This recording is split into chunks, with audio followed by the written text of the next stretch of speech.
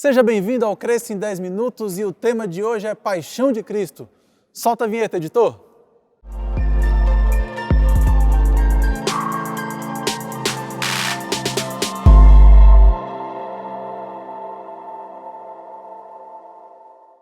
Como eu já falei na chamada, o vídeo de hoje é sobre a paixão de Cristo. Mas antes da gente falar da paixão de Cristo, você já vai deixar o seu like, você já vai compartilhar esse vídeo, porque senão no final você vai esquecer. Então não esqueça de dar o seu like, não custa nada. Se você não é inscrito no canal, se inscreve no nosso canal. E se você não está com a sineta aí ativada, ativa o sininho para você receber as notificações dos nossos vídeos. E aí agora vamos começar a falar sobre a paixão de Cristo. A gente vive num país eminentemente cristão, onde a maioria das pessoas absolutas são cristãs, ou seja, pessoas que comemoram a paixão de Cristo, pessoas que falam da paixão de Cristo, mas muitas vezes essas pessoas não sabem nem o que significa paixão de Cristo. E a primeira coisa que a gente quer falar no vídeo de hoje é de onde veio essa palavra paixão de Cristo. Talvez você já tenha se questionado, por que paixão de Cristo?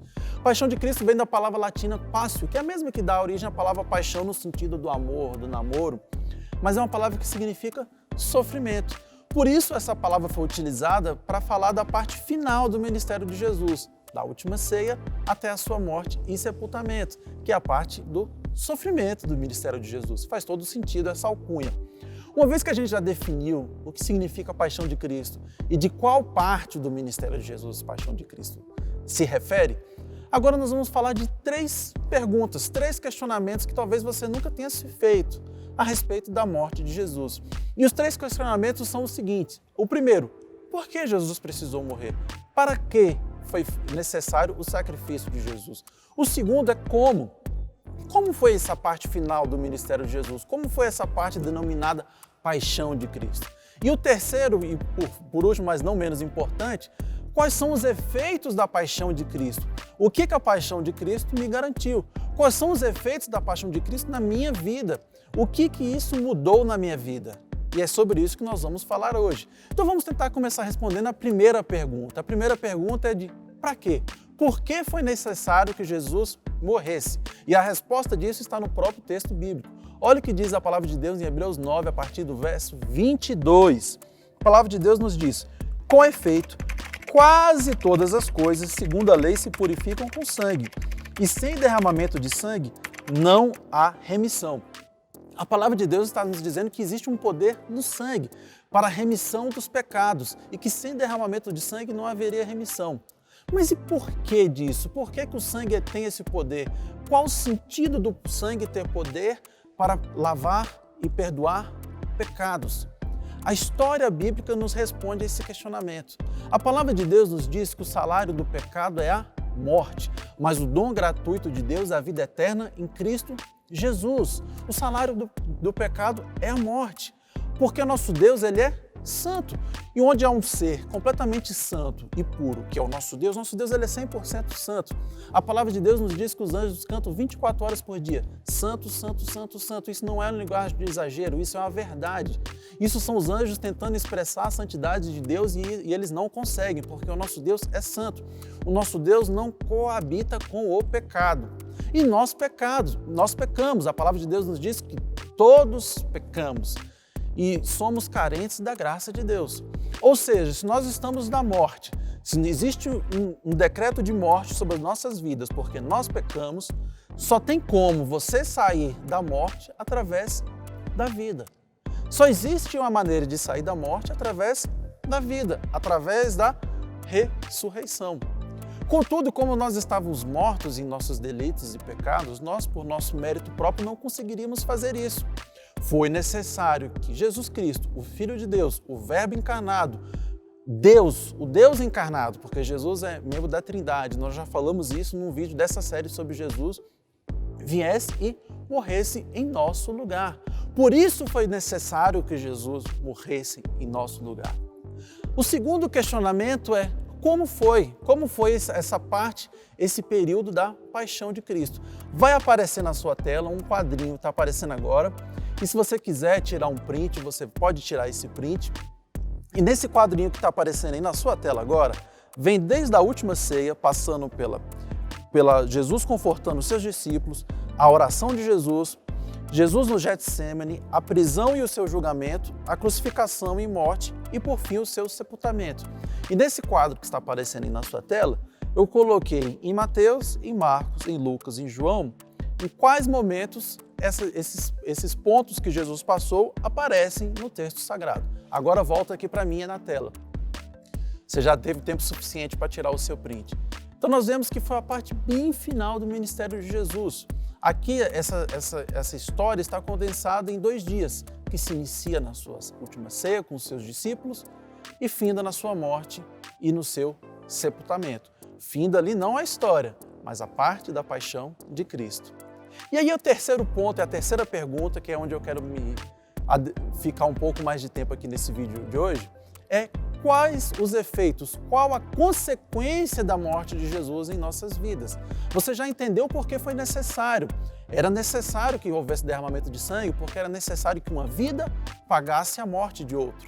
No caso, a nossa morte. Nós estávamos mortos. Agora, a questão é quais são os efeitos da morte de Jesus em nossa vida. E o primeiro efeito é a expiação dos nossos pecados.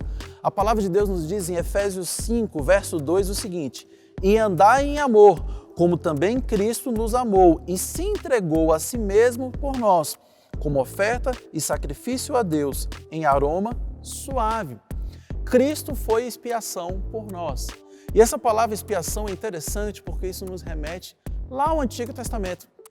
No Antigo Testamento nós vemos vários tipos, várias sombras do que seria o sacrifício de Jesus por nós. Várias sombras daquilo que Jesus faria por nós. Nós vemos lá em Êxodo, quando o povo estava saindo do Egito, que Deus mandou que eles passassem o sangue do cordeiro sobre os umbrais das portas deles. As casas que tivessem esse sangue, eles não experimentariam a morte dos seus primogênitos. Lá também no Pentateuco nós temos, quando Deus vai dando a orientação a Moisés acerca do sacerdócio levítico, que os sacerdotes deveriam colocar uma gota de sangue na orelha e na ponta do seu dedo na mão direita. Nós vemos também lá no Pentateuco, quando Deus fala do propiciatório. O propiciatório era a tampa da Arca da Aliança. A Arca da Aliança ficava dentro do Santo dos Santos. Lá dentro da Arca da Aliança nós tínhamos as tábuas da lei, a vara florescida de Arão e nós tínhamos o maná. E em cima dessa arca tinha uma tampa com 2 querubins. E ali, uma vez por ano, o sumo sacerdote adentrava e aspergia sangue ali pela remissão dos pecados, tanto dele como do povo. E o sinal simbólico dali era muito interessante, porque dentro da Arca da Aliança nós tínhamos as tábuas da lei. As tábuas da lei revelavam aquilo que Deus esperava de nós, as características de Deus. As tábuas da aliança falam do caráter de Deus, o caráter de Deus que nós devíamos ter. Contudo, quando ele estava derramando o sangue ali, ele estava dizendo o seguinte: nós não cumprimos esse caráter, nós não estamos sendo assim. Durante esse último ano, nós não fomos assim. Esse caráter perfeito de Deus, infelizmente, não foi vida em nós durante esse ano. E aí aquele sangue era aspergido. Mas aquele sangue ele era aspergido da seguinte maneira: quando Deus olhava para o que estava sendo feito ali dentro do Santo dos Santos, tinha as tábuas da aliança, onde dizia qual era o caráter que Deus esperava de nós. Deus sabia que nós não tínhamos cumprido, porque os homens tinham pecado, mas em cima dali tinha um sangue, que lembrava e apontava para a aliança vindoura que Cristo viria para consumar. Porque nós não podemos nos esquecer que a palavra de Deus nos diz que o Cordeiro foi preparado antes da fundação do mundo. Ou seja, a primeira coisa que Deus, do sacrifício de Jesus, fez por nós foi a expiação dos nossos pecados. A segunda coisa que Jesus fez por nós na cruz foi a nossa reconciliação. Isso está lá em Romanos 5, verso 10. Olha só que a palavra de Deus, e esse verso aqui é fantástico. Porque se nós, quando inimigos, fomos reconciliados com Deus mediante a morte do seu Filho, muito mais, estando já reconciliados, seremos salvos pela sua vida. Olha só que palavra fantástica. Aqui ele vem falando de reconciliação. Quando a gente fala de reconciliação, nós temos um ofendido, um ofensor e uma ofensa. E é interessante porque o ofendido foi Deus. O ofensor fomos eu e você, porque todos nós pecamos. E a ofensa foi o pecado. Ou seja, nós produzimos a ofensa. Deus foi o ofendido. Mas a reconciliação não veio de nós que ofendemos, mas veio dele que foi o ofendido. Ele se entregou mesmo tendo sido o ofendido da história. Ele se entregou por mim e por você. E essa é a maravilhosa obra de Deus em nossas vidas, é a maravilhosa graça, e por isso, cada dia das nossas vidas, nós temos que ser gratos pelo sacrifício de Jesus em nossas vidas. Mas a história não terminou no seu sacrifício, continuou na sua ressurreição e posteriormente na sua ascensão aos céus. Mas eu não vou falar no vídeo de hoje. Se você quiser saber sobre a ressurreição de Jesus e a ascensão de Jesus, você vai precisar vir aqui no nosso canal na semana que vem, porque nós vamos ter mais um vídeo maravilhoso aqui no Cresça em 10 Minutos. Espero que essa palavra tenha sido bênção em seu coração e até a semana que vem.